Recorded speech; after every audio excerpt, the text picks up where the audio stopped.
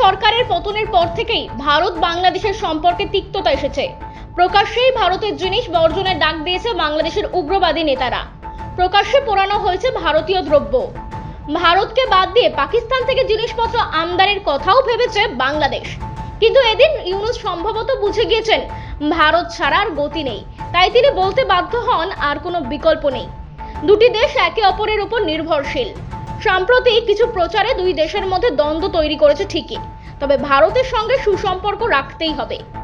আগামী ৩রা এবং ৪ঠা এপ্রিল থাইল্যান্ডে বিমস্টেক শীর্ষ সম্মেলন, সেখানে মুখোমুখি হতে পারেন নরেন্দ্র মোদী ও মোহাম্মদ ইউনূস।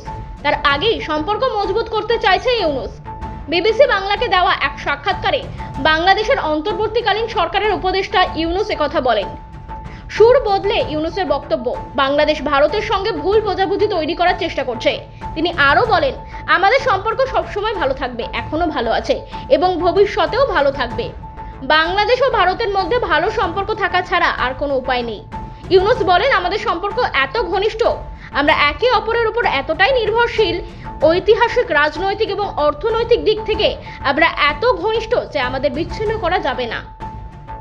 ঢাকা থেকে শাকিলা খান জয়ের রিপোর্ট, আর বেনাম নিউজ।